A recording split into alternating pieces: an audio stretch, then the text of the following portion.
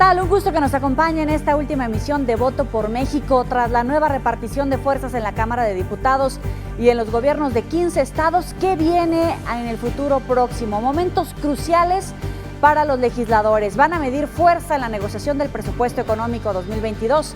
Las alianzas van a ser puestas a prueba con la reforma fiscal, energética y al Poder Judicial. Los partidos tienen que evaluar para qué les alcanza juntos o por separado. Y en los próximos meses también enfrentaremos la consulta sobre el juicio a los servidores públicos y la revocación de mandato. Pero es cierto, una de las grandes interrogantes es si la alianza opositora va a sobrevivir y si la oposición, en todo caso, puede derrotar al obradorismo. ¿Por qué vamos rumbo a la sucesión presidencial? Esto es Voto por México. Saludo a Paco Ramírez. Paco. Un saludo, Yali. Hay muchas preguntas que flotan en el aire. Una vez pasada la aduana de la elección del 6 de junio, viene ahora las etapas para aterrizar ese proceso que comenzó en septiembre del 2020 y que llegará a su fin apenas en agosto próximo. Un camino complicado en términos de polarización y violencia y que el domingo pasó a la participación masiva y un resultado que parece haber dejado claro el mensaje de la ciudadanía. Se requieren equilibrios para garantizar la gobernabilidad. Vámonos al análisis. Datos y análisis. Y como siempre es un gusto darle la bienvenida a Luis Carlos Ugalde, director general de Integralia Consultores. Luis Carlos. Joely, muchas gracias. Muy buenas tardes. Primero que nada, hay que hacer un balance de quién ganó y quién perdió en estas elecciones. Yo creo que ganaron muchos y perdieron varios. ¿Quién ganó? Primero creo que ganó el país, porque tuvimos una elección normal, en donde, por cierto, hubo una enorme participación ciudadana, y eso no es cosa menor. Yo diría que eso le imprime a nuestra democracia el signo de que está viva y funcionando. Segundo, creo que el INE gana, porque ha sido la institución más atacada por este gobierno, y muchos pensábamos que si Morena tuviese los votos, eliminaría al INE, y creo que eso ha quedado superado. Tercero, creo que gana la oposición porque le quitó al presidente una porción de su hegemonía en la Cámara de Diputados y eso controla al presidente y creo que esos equilibrios ayudan. Y cuarto, gana Morena porque Morena es el partido que más avanza regionalmente. De gobernar hoy a 6 entidades puede llegar a gobernar hasta 17. Creo que eso es un triunfo para ese partido político. De tal forma que creo que eso gana. Ahora, a la inversa, pues claramente hay perdedores, por supuesto. Creo que los máximos perdedores pues son los partidos nuevos que no lograron su registro, 3 que querían hacerlo y no se les dieron los votos.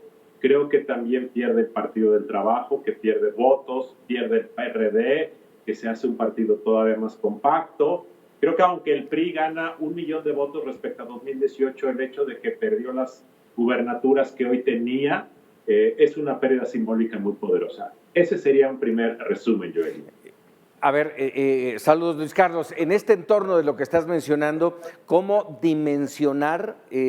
Hablabas tú del PRI, del PRD, no mencionaste al PAN, pero creo que también pierde, reduce en 2 gubernaturas. Pero ¿cómo balancear, cómo evaluar la alianza conformada por estos 3 partidos? ¿Ganó?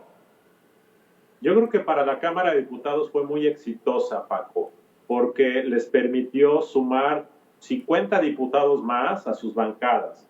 Y eso creo que hubiera sido imposible si cada quien corre por pistas separadas. Donde no fue exitosa fue en las alianzas para gobernador, porque ahí realmente las gubernaturas que ganó la oposición, pues fue no por la alianza, fue por la fuerza de los partidos. Por ejemplo, en Chihuahua, el PAN iba en alianza con el PRD, pero básicamente era el PAN solo. En Querétaro, que ganó la oposición, el PAN iba solo.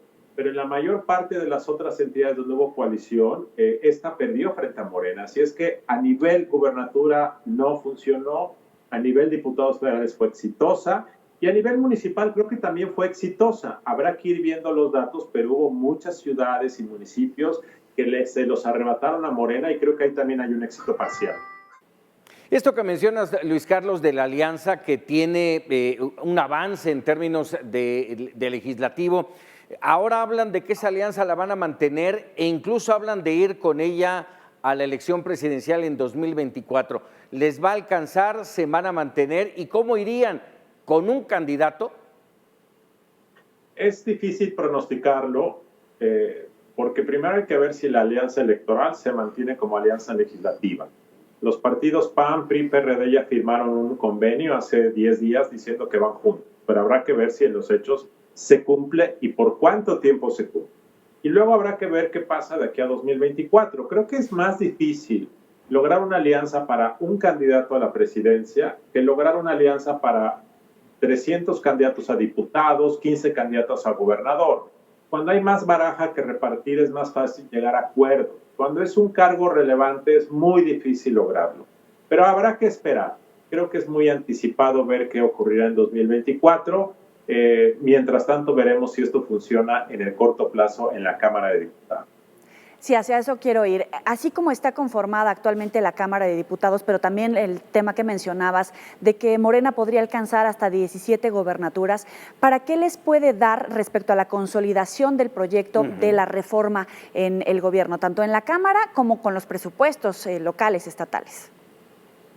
Mira, el presidente está interesado sobre todo en la Cámara de Diputados porque ese es el pase para ser un prócer de la historia nacional. ¿A qué me refiero? Él quisiera, por ejemplo, quitar de la Constitución la reforma energética para ser el presidente nacionalista que le devolvió la electricidad y el petróleo a los mexicanos.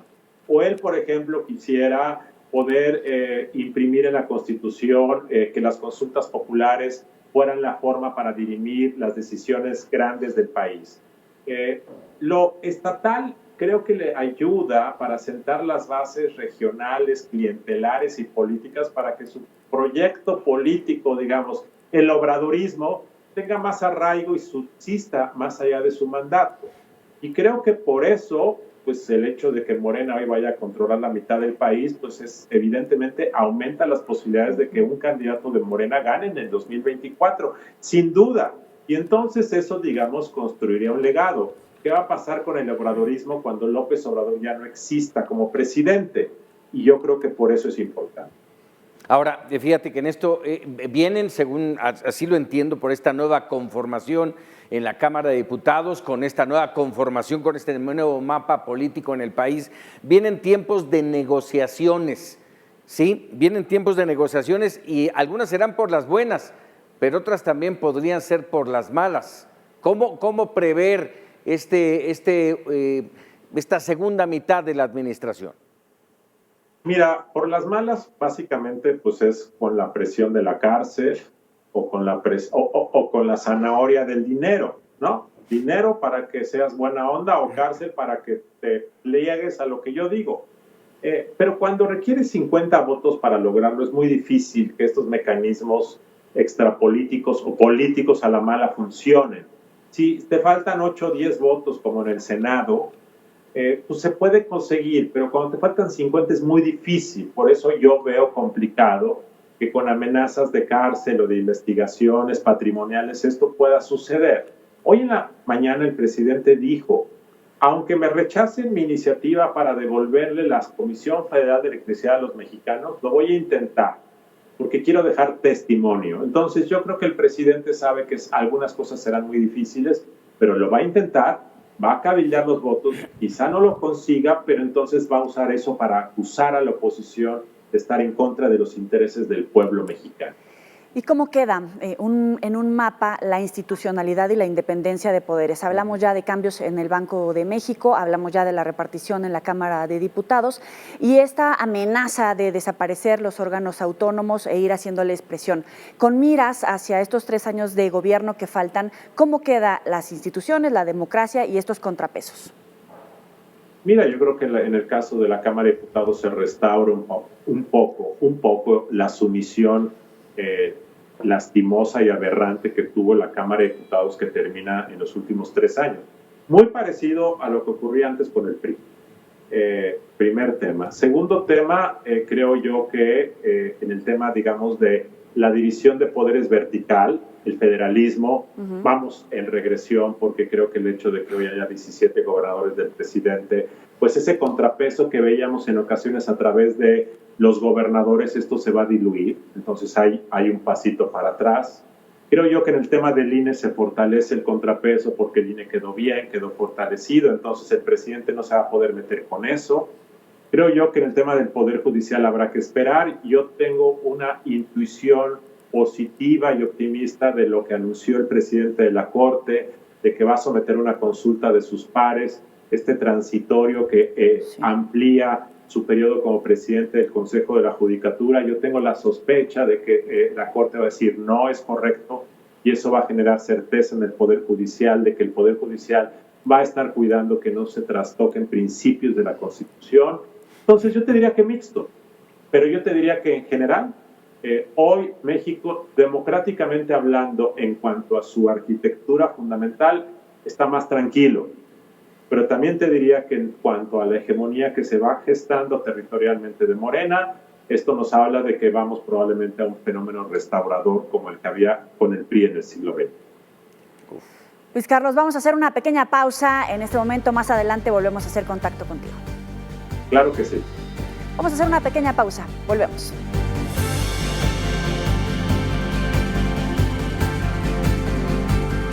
Ya estamos de regreso aquí en Voto por México. Mucho se habló en los meses recientes de la elección para gobernador en 15 entidades de la República. Hoy finalmente sabemos que, de confirmarse oficialmente, Morena fue el movimiento que se impuso en las preferencias al obtener el triunfo en 11 de las 15 entidades en disputa. Alex Piñón, muéstranos cómo se ve el mapa de México.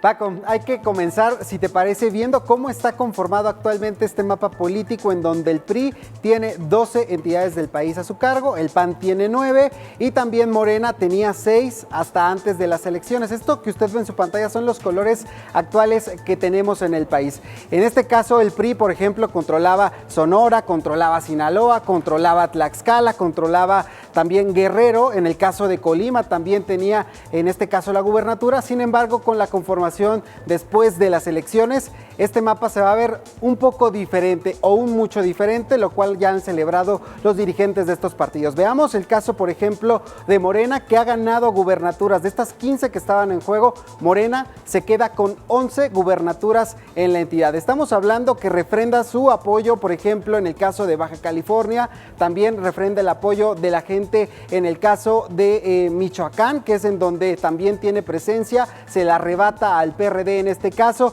Baja California Sur también es otra de estas entidades que se la quita también a el PAN, y en el caso de Nayarit se queda con Sonora, se queda con Sinaloa, se queda con Zacatecas y también se queda con Campeche en esta elección. Ahora, el PAN tenía, de estas 15 que estaban en juego, 4 que estaban pues por decidirse si se refrendaba o no el apoyo. En este caso se queda, por ejemplo, con Chihuahua y también se queda con Querétaro. ¿Qué pasó con Movimiento Ciudadano? Movimiento Ciudadano amplía sus colores en este mapa del país. Ya gobernaba Jalisco y ahora va a gobernar Nuevo León con Samuel García.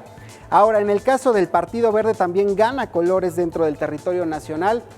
Hay que decir que se queda con San Luis Potosí, como usted lo puede ver en su pantalla, y el gran perdedor de esta contienda, el que tenía 12 entidades en el país, el PRI, se queda solamente con 4 entidades, que son Coahuila, que son también, en este caso, Oaxaca, el Estado de México e Hidalgo, y ve usted los colores aquí en pantalla de Quintana Roo, que está en color amarillo, esto porque va en alianza con el PAN, el gobernador de esta entidad, y también Morelos, que podríamos sumarlo a Morena, porque Morelos es gobernada por Cuauhtémoc Blanco, el candidato emanado del Partido Encuentro Solidario, pero que hizo alianza con Morena para la gubernatura. Paco. Hubo mucha expectación en la elección federal, en la que algunos ven el vaso medio lleno y otros medio vacío. Vamos a ver quién ganó y quién perdió en la elección para renovar la Cámara de Diputados. Alex. Yoli, vamos a revisar también los datos ahora en el Congreso, porque de acuerdo a la conformación actual, como queda esta legislatura, estamos hablando que Morena logra acumular, por ejemplo, en este caso, 256 hacia el final de la legislatura. ¿Qué le permitía a Morena estos 256 legisladores? Número 1, tener el control de la Junta de Coordinación Política y de la agenda legislativa para proponer la cantidad de iniciativas que a Morena se le antojara. La segunda fuerza política, en este caso, era el PAN, con 77 legisladores. El PRI se se queda con 48, Partido del Trabajo con 46, sumando así estos aliados Morena para poder conformar esta mayoría y también contar con algunos aliados en el caso de votaciones importantes como lo fueron esta ampliación de mandato de Arturo Saldívar o incluso la creación de la Guardia Nacional o incluso también la reforma educativa. ¿Qué pasó después de estas elecciones? Que las cosas son diferentes para Morena, porque Morena después de estos resultados del PREP ya no va a tener esta mayoría absoluta que se construye, sí, necesariamente hay que decirlo, con 250 legisladores más uno. Este es el número con el que Morena ya no va a contar en este momento y que tendría que poder construir a través de sus aliados. ¿Quiénes son sus principales aliados? Son el PT, son el Partido Verde, y a partir de estas alianzas que pueda generar con ellos, podría nuevamente poder tener poder en la Junta de Coordinación Política, siempre y cuando, ojo con esto, haya chapulineo. ¿Qué significa? Que los diputados del Partido Verde o en el caso del Partido del Trabajo pasen a formar parte del equipo de Morena y de esta manera poder construir esta mayoría absoluta que Morena no tiene en este momento, a diferencia de como sí lo tenía en la legislatura pasada. También se queda muy lejano, por ejemplo, de este número que son la mayoría calificada, que son 334 legisladores y que a Morena no le van a alcanzar en este momento, aún sumando a sus aliados, por lo cual Morena va a estar más obligada a negociar con el PAN, que es la segunda fuerza política después de estas elecciones. ¿Cuándo? Los retos. Así es, Alejandro, siempre y cuando conserven esa alianza con el Verde es fundamental. Pero bueno, transcurrió ya la elección del 6 de junio. Tras ella entramos en una etapa de reflexión, de análisis, y para ello vamos a conversar ahora con dos gigantes del análisis político electoral. Vamos a los retos y el análisis, y saludo con gusto en esa mesa de Voto por México a Roy Campos, director de Consulta Mitofsky, y a Aldo Campuzano, director de México Elijo. Bienvenidos, un gusto como siempre tenerlos aquí en Voto por México. Órdenes. Encantado. Muchas gracias. A ver, de entrada les pregunto, ¿cómo valorar esta nueva conformación de fuerzas, tanto en el Congreso como en el tema de las gubernaturas en torno al país? Arranco contigo, Roy. Primero, no se puede negar que hay un ganador y que se llama Morena. O sea, todos traen de que todos... A ver, acabó la elección, pero no ha acabado el debate político y vienen otras elecciones, ¿no? Entonces, todos tratan de imponer su narrativa y la narrativa es de que jaja, yo gané, etcétera. Pero no se puede negar, el que tiene más votos, el que tiene más diputados y el que arrasó con los estados es un partido y se llama Morena. O sea, si esto hubiera sido cualquier elección en cualquier lugar del mundo, dicen ganó Morena, ¿no? La bronca es que se había generado una expectativa de mucho mayor, pero no, a ver, ¿qué es lo que pierde Morena? Pierde mayoría calificada que tampoco la tenía, la había formado. No pierde la mayoría absoluta, pierde la Ciudad de México, o sea, pierde la mitad de la Ciudad de México. Esas derrotas son muy chiquitas comparado con tener el control de 18 estados del país. O sea, eso es muy chiquito para decir, controlo 18 estados y me faltan, porque todavía se van a elegir 8 estados de aquí al 24, y de esos 8 estados es probable que gane algunos 4. Bueno, pues entonces le fue muy bien a Morena. Definitivo, muy bien. ¿Compartes esta consideración, Aldo? Sí y no. Me explico. Yo creo que Morena sin duda sí es el triunfador, pero es un triunfo que sabe amargo, porque no es el triunfo arrollador que esperaba Morena.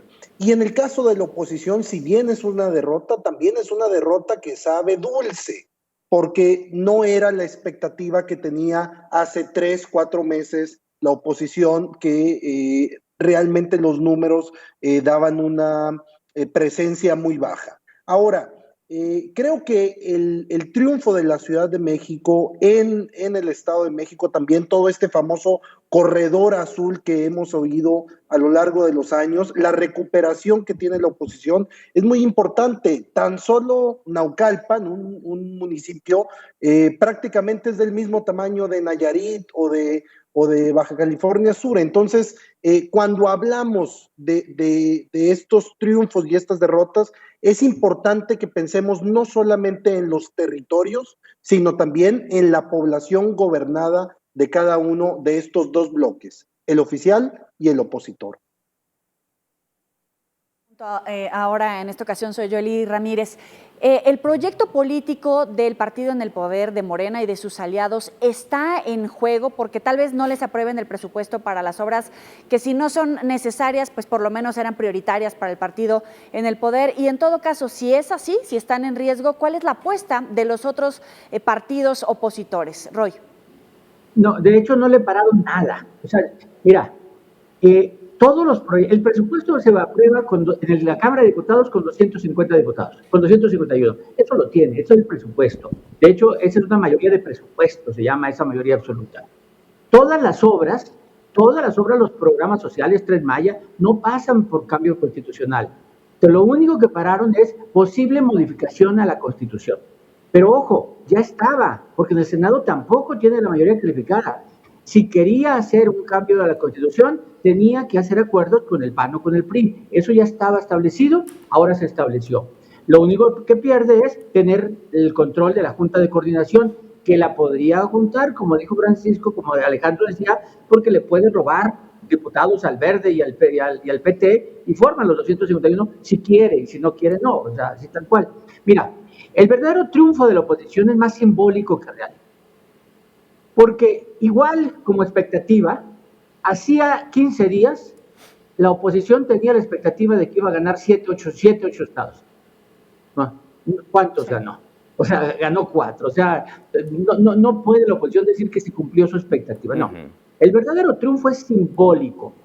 Cada partido, PAN, PRI, PRD, les va mal. Cada partido. El PRI es un partido derrotado que no gana una elección de gobernador de 2017. Roy, pero ya tampoco es que sea intocable el partido en el poder, ¿no? Como sea, si bien no ganaron 7 elecciones, pero pues ahí le dieron su llegue, ¿no? La verdadera fuerza es, le va mal al PAN, le va mal al PRI, le va al PRD, pero juntos, aquel que se le ocurrió conformar la alianza Va por México, justo demuestra que Morena no es invencible. La votación para diputados quedó 44-40. 44 de los aliados y 40 de los opositores. Esto es una elección abierta, una elección presidencial que empieza así, es una elección que no se puede saber cómo va a quedar, ni siquiera el referéndum. Entonces, la verdadera triunfo es el triunfo simbólico, de que a pesar de haber perdido, está demostrado que Morena es vencible. Ahora, está también el tema de la negociación, que como bien mencionaba al inicio de esta charla, tiene que negociar principalmente con el PT, que yo creo que no tendrá gran problema, pero el Verde va a vender caro su posición en la Cámara, y también está el tema de negociar con el PRI, lo cual pone en peligro al mismo PRI. Aldo.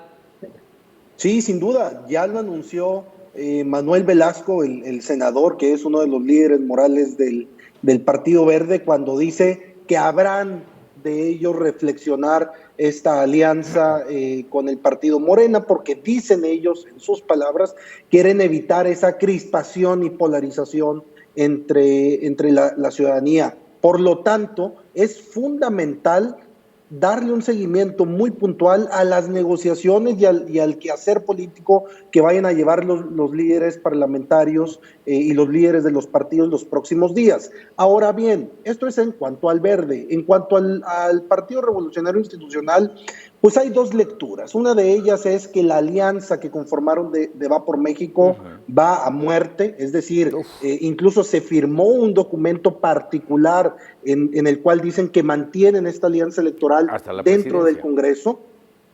Incluso sin embargo, hasta la presidencia, ¿no?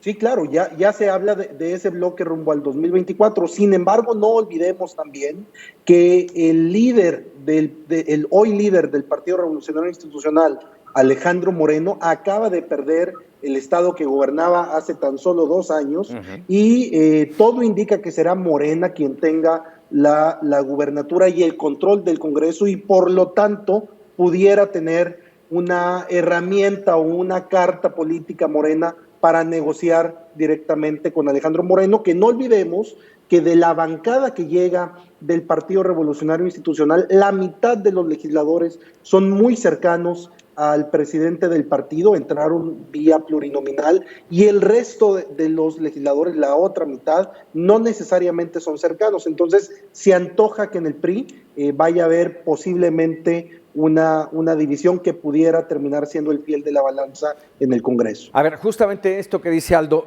Roy, ¿A qué estaría dispuesto el PRI para conservar lo que aún le queda? Le quedan 4 gubernaturas de entrada. ¿A qué estaría dispuesto? Y esa es parte de la balanza en la que podrá negociar o tendrá que negociar. Mira, yo creo que en las 4 gubernaturas ya va a ir la alianza PAN-PRI-PRD.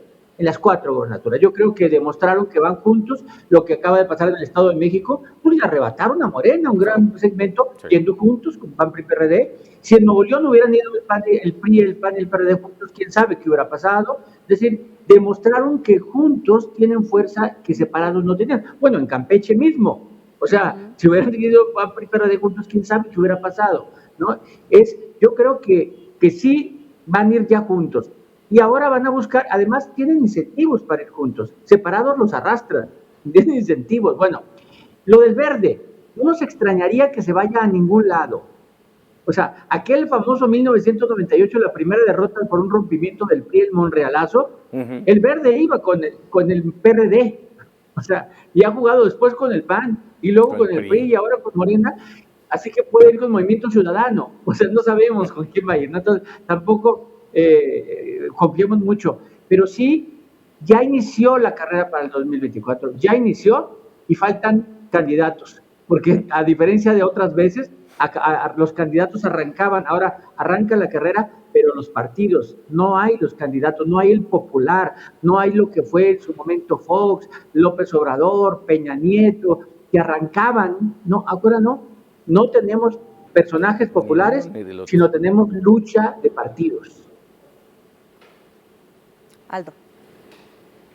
Sí, sin duda alguna coincido plenamente con Roy. Recordemos, hasta hace 2 meses en el partido Morena parecía que había 2 preferidos rumbo a la contienda del 2024, Marcelo Ebrard, Claudia Sheinbaum. La línea 12 viene a dar un poco al traste a esta expectativa sobre estos 2 personajes, que habrá que ver cómo sigue su popularidad y su preferencia como candidatos dentro del partido Morena. Y en el lado de la oposición creo que es todavía mayúscula la división que hay entre estos posibles candidatos, donde no hay un claro puntero. Si acaso quien pudiera destacar ligeramente sería Ricardo Anaya, y esto es obvio al él haber sido el opositor en la elección anterior. Sin embargo, no tiene todavía hoy suficientes números para colocarse como el gran favorito o el único favorito dentro de este posible bloque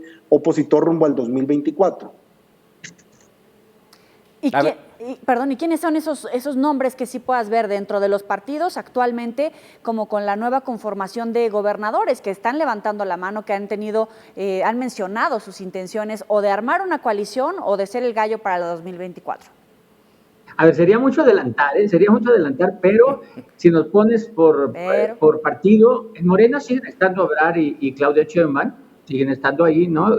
Han estado golpeados, y Monreal, ¿no? Que siempre ha sido medio mencionado, y puedes empezar a sumar a ver si alguna sorpresa, ¿no? Zoe Robledo, Luisa María Alcalde, pero todavía no levantan, y además el presidente medio los descartó cuando dijo en qué edades iba a venir el siguiente, ¿no? Bien, en el PRI, pues Alito Moreno la destapó una amiga de él, ¿no? O sea, nada más una amiga de él la destapa, pero no ha surgido como líder, ¿no? Tal vez la fuerza que tomó Riquelme en esta elección, ¿no? De 11 distritos que ganó el PRI, 5 los ganó Riquelme en Coahuila, ya tiene fuerza, es el último gobernador que ha ganado una elección, es el último gobernador que va a quedar, y creo que Riquelme tiene algo de fuerza. La que no tienen, por ejemplo, Del Mazo y Murat, no han tenido esa fuerza, le falta el PRI. En el PAN, Ricardo Anaya y, ¿no? ¿Quién? Pancho Domínguez, o tampoco hay como Maru Campos. El de PRD ni digas, Alfaro, Movimiento Ciudadano. Tal vez surjan nombres como Luis Donaldo Colosio, Samuel García, empiecen a aparecer. Yo creo que van a aparecer. El chiste es cuándo. En este momento, salvo los de Morena, no vemos nombres. A ver, te faltó mencionar, a ver, los pongo a consideración, Alfonso Durazo, Maru Campos, ¿cómo los ven? No. Yo creo que es muy pronto. Yo creo que sería muy prematuro hablar de ellos en este momento. Incluso a ese nombre, a ese listado de nombres que mencionas, se pudiera agregar también Mauricio Curi de Querétaro. Claro. Está bien evaluado. Exacto. Si quisiéramos especular, tiene un poquito más Oye, Samuel García. oye, Aldo, y algunos que se autodestaparon, como Gustavo de Hoyos, ¿no? Sí, claro. Claudio X González, también figura importante dentro de la coalición. Y no olvidemos también esos personajes que están dentro de los partidos pequeños, el mismo Manuel Velasco del Partido Verde, Mancera del PRD, y yo incluso agregaría a Fernández Noroña por el lado del PT. Uy. Ahora sí te pusiste rudo. Sí. Ahora sí que, bueno, rudos si se vale contra de todo, técnicos. Oye, si se vale de todo, pues hasta apunto a Francisco Ramírez y a Abel y Ramírez, ¿no? Hombre, Pero qué detalle, Roy. por supuesto. Sí, o sea, son mucho mejores que tus propuestas. Sí. A ver, en todo esto es muy interesante, sin duda, manejar, barajar todos los nombres, cómo quedan, la relación política en el país. ¿Dónde quedamos los mexicanos después de esta elección?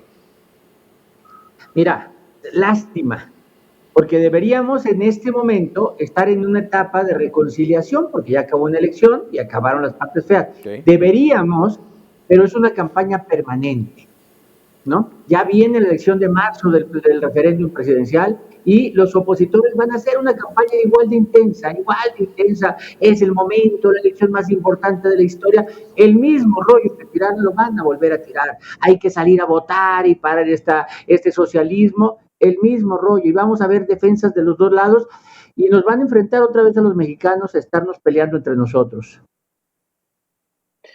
Yo creo que sí ha habido algunos intentos de distensión de parte de los actores políticos. Creo que la broma del presidente López Obrador cuando le pide permiso a Ricardo Anaya de echarse una caguama y Ricardo contestar también en un son de broma, creo que es un mensaje que se están mandando donde dicen, bueno, vamos a llevarnos ahorita un poquito más tranquila la situación. Creo que el nombramiento también del nuevo secretario de Hacienda es un mensaje importante que manda el presidente, donde el responsable de la política fiscal del país es una persona reconocida por ambos bloques. Entonces creo que empieza a haber algunos guiños ya donde pudiera transitar esto de mejor manera. ¿Cuánto durará? Pues es la gran pregunta, porque también hemos estado acostumbrados a tener a un presidente que sí le gusta y disfruta ampliamente la polarización y tener siempre un enemigo enfrente. Bueno, y ya que están hablando de eso, ¿cómo queda el sistema de partidos? ¿De verdad hay una opción política, un ofrecimiento, un proyecto bien diferente, el PRI, PAN, PRD, Movimiento Ciudadano Verde, Morena, por supuesto? Y ya que estamos en esas, ¿se descarta por completo esta intentona por la reelección presidencial?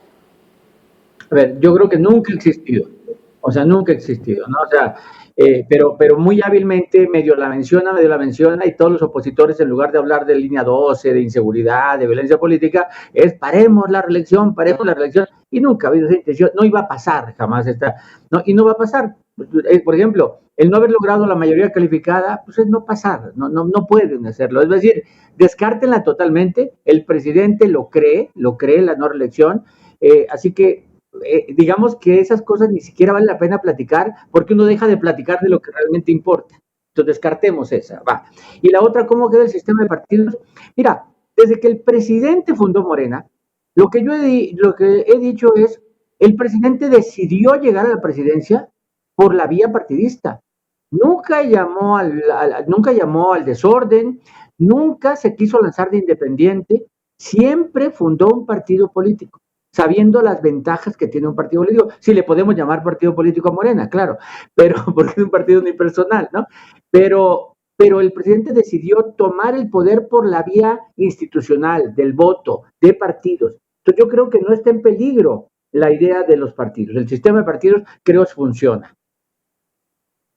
Sí, yo coincido plenamente también con esto que comenta Roy. Creo, sin embargo, que lo que está en juego en este sistema de partidos es qué es lo que representa cada uno de ellos ante el electorado mexicano. Es decir, queda claro que hay dos proyectos, el de la 4T y el contrario al 4T. Y eso pudiera pudiera permitir que se desdibujara de cierta manera la oferta política individual que tiene cada uno de los partidos políticos, pero quizá la apuesta que están haciendo hoy la oposición de unirse y representar un claro proyecto anti-4T sea lo suficiente para darles una identidad y una oferta política ante los ciudadanos. Y solamente como comentario también para respaldar lo que decía Roy sobre la habilidad del presidente de que se hable de los temas que él quiere, pues yo creo que basta ver la visita del presidente Kavala,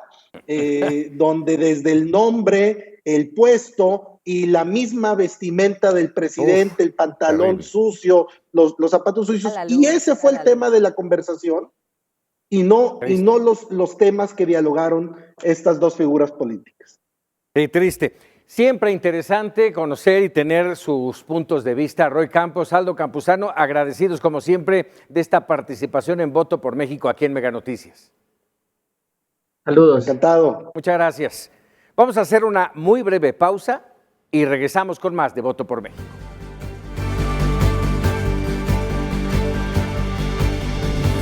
Seguimos con Voto por México. Alejandro Armenta Mier, presidente de la Comisión de Hacienda y Crédito Público en el Senado. Gracias por estar con nosotros. Bienvenido. Hola, Yoli, gracias a ti y a Paco por esta oportunidad de comunicación. Gracias a Mega Noticias TV y a Voto por México. Tenemos a la vuelta de la esquina, por supuesto, la aprobación del presupuesto para el próximo año, la reforma fiscal, lo que falta de la reforma energética, el Poder Judicial. ¿Ves que está asegurado todo este paquete en la aprobación con la nueva conformación de la Cámara de Diputados o podría quedar en riesgo el proyecto transformador del gobierno? Por ningún motivo, Yoli, por ningún motivo. El propio presidente de la República hoy daba a conocer en la rueda de prensa que los resultados electorales le dan mayoría, más de 280 diputados que están integrados por la coalición de Morena, PT y Partido Verde. Pero el presupuesto no corre ese riesgo, independientemente de que se tiene mayoría. Lo importante, hay que decir con toda claridad, es que la economía del país está fuerte. Hay dos indicadores fundamentales que nos hablan de la confianza que el gobierno del presidente ha generado en el exterior. Primero, las remesas. En el primer trimestre de este año, segundo año consecutivo, cifra récord, 40% más de dólares que llegan producto del esfuerzo de nuestros hermanos migrantes que trabajan en la Unión Americana. Pasamos de 50,000 millones de pesos a más de 80,000 millones de pesos en recursos que se van a las familias mexicanas directamente y a las micro, pequeñas y medianas empresas. Y el segundo indicador que refleja la solidez económica que el gobierno de la República ha generado es, sin duda, el indicador del primer trimestre del año en el incremento por segunda vez en récord, por segundo año consecutivo, la inversión directa extranjera. Esto sin duda refleja un incremento del 15% del 2020 al 2021, significa la confianza de los inversionistas extranjeros, del capital internacional en México. Y bueno, la capacidad tributaria que el gobierno ha tenido, pese a la pandemia, los ingresos tributarios no tuvieron una caída en México porque se canceló, se eliminó pues la parte que venía generando la condonación de impuestos, que era un acto injusto para todos los mexicanos que pagan impuestos. Así es que hay solidez, hay muchos indicadores más que podríamos ponerlos en la mesa, en la discusión, en el análisis, pero hay solidez económica en México. A ver, dentro de este entorno, senador, te pregunto, hablas de solidez, hablas de que el presupuesto va bien, pero estamos hablando de que hay un cambio de secretario de Hacienda, estamos hablando de que para mediados de julio estará tomando posesión y le tocará, valga el término, conformar ese presupuesto. ¿Hay las piezas necesarias para llevarlo a buen puerto? Sí, sin duda, Paco, porque la Secretaría de Hacienda trabaja bajo el liderazgo, el secretario que hoy tenemos. Arturo Herrera es propuesta para ir al Banco de México, pero el secretario encabeza ese liderazgo, pero hay todo un equipo atrás de él, subsecretarios, directores, personal que trabajan técnicamente para tener el presupuesto. Hay que recordar que los precriterios de política económica ya fueron presentados en mayo, y que esos criterios de política económica son las consideraciones que te garantizan y el ingreso. Primero se analiza el ingreso a captar para el próximo año, y posteriormente el egreso que se va a plantear. Pero también hay que decir que los mercados y los agentes económicos ven con buenos ojos la llegada de Rogelio Ramírez de la O, y ven con buenos ojos la llegada de Arturo Herrera a el Banco de México. Así es que esta información, esta comunicación, esta decisión que ha tomado el presidente de la República de adelantar el cambio que tendrá la Secretaría de Hacienda y el Banco de México fue recibido con buenos augurios por parte del sector financiero. Es el senador Alejandro Armenta Mier. Gracias por estar estos minutos con el auditorio de Mega Noticias. Al contrario, Joely, gracias a ti, a Paco, a todos los que hacen posible Voto por México. Gracias a ustedes. Hasta luego. Vamos a invitarlos a ver las breves electorales. Claves electorales. Con las claves de la información electoral. Luis Carlos Ugalde, de nuevo establecemos comunicación contigo. Viene todavía muchas fechas importantes dentro del entorno electoral. ¿Qué esperar en las próximas semanas? Bueno, lo primero es que concluya el proceso electoral. El día de hoy terminan los cómputos distritales en todo el país. Yo te diría que a nivel de gobernador hay 3 entidades, solo 3 de las 15 que se eligió gobernador que van a entrar en un proceso litigioso, que es Campeche, que es San Luis Potosí y es Michoacán, porque ahí las elecciones están cerradas a menos de 5 puntos. De forma que esas 3 elecciones se van a ir a un litigio y eso va a seguir su cauce. También habrá candidaturas a diputados federales y alcaldes que estarán en litigio. Finalmente, este proceso político, electoral y jurídico y legal terminará hacia el mes de agosto, cuando el Tribunal Electoral finalmente asigne los diputados plurinominales y sepamos cuál es la configuración final de la Cámara de Diputados. Los números que hemos conocido en estos días son estimaciones que serán muy cercanas a la realidad, pero todavía se pueden ajustar hacia abajo o hacia arriba. Pero desafortunadamente, desde mi punto de vista, antes de que termine este proceso electoral vamos a tener otro, que es la consulta para juzgar a exservidores públicos, que va a ocurrir en el mes de agosto. Entonces, muy pronto, y creo que esto es muy desafortunado, porque el país, en lugar de descansar, reposar y dejar de estar en el litigio electoral y político, otra vez vamos a empezar con la polarización en cuanto empiece las campañas para saber si el pueblo dice que sí o no se juzgue a exservidores públicos, y eso me parece que es una pérdida de tiempo. Creo yo que por bien del país debiésemos hacer un llamado a no participar, porque la gente requiere reposo, la democracia requiere descanso, los electores requieren tener tiempo para sus cosas y los políticos para ponerse a trabajar. Y entrarle otra vez a una consulta y otra vez el pleito, además para algo que no sirve de nada, porque el presidente y el gobierno están obligados a perseguir el delito donde lo vean y tienen que denunciarlo. Así es que esa consulta para juzgar a exservidores públicos, que el presidente dice que es para juzgar a Salinas, a Peña o a Calderón, que eso no es cierto, ¿de qué sirve? No sirve absolutamente de nada. Y solamente le da al gobierno la posibilidad de lavarse las manos y no hacer lo que le corresponde. Así es que yo creo que hay que desairar esa consulta, no votar, no participar y concentrarnos en lo relevante.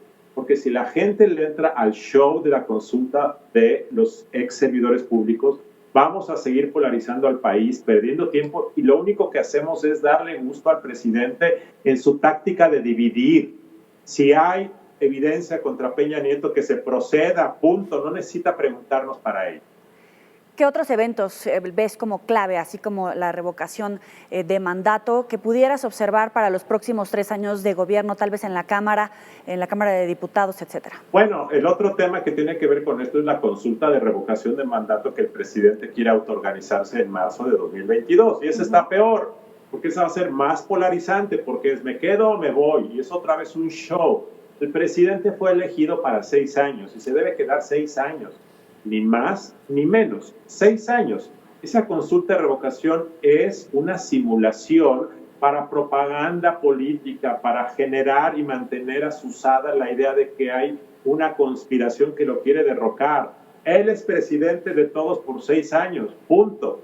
Yo también creo que ahí habría que hacer una invitación a no participar para no seguir dividiendo a los mexicanos. Les voy a platicar una anécdota brevemente. Sí. Un amigo que fue presidente de una casilla en la Ciudad de México me dijo, no sabes qué gran convivencia a lo largo del día con los partidos Morena, PAN, PRI, los funcionarios de casilla. No sabes cómo pudimos dialogar a lo largo de varias horas. Y me dijo, es falsa la idea del presidente de que estamos divididos entre el pueblo bueno y las élites corruptas.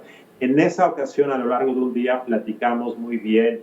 Y cuando escuché eso y vi la participación de la gente el domingo pasado, entendí que tenemos que combatir este deseo constante del presidente de querer dividir, porque eso es lo que le da fuerza política. Y por eso yo hago una invitación a que no caigamos en ese juego. Es como cuando a las 2 de la mañana acaba la fiesta en un bar y hay uno ahí que no se quiere ir a dormir y quiere que la música siga. Bueno, el presidente quiere que la música electoral siga porque es lo que le da fuerza. Hay que prender las luces, apagar la música y que cada quien se ponga a hacer sus cosas y los políticos a trabajar, porque es la mejor manera que el país camine bien adelante. Siempre interesante, Luis Carlos, escuchar tus apuntes, tu opinión, tus puntos de vista, y de antemano agradecidos aquí en Mega Noticias por haber logrado esta alianza estratégica entre Integralia Consultores y nosotros para llevar Voto por México, que hoy concluye el programa especial, pero bueno, evidentemente seguiremos colaborando juntos en muchas otras cosas, Luis Carlos. Ha sido un gusto estar con ustedes, Paco, Joely, y espero que nos sigamos viendo pronto. Sin duda. Muchísimas gracias. Gracias.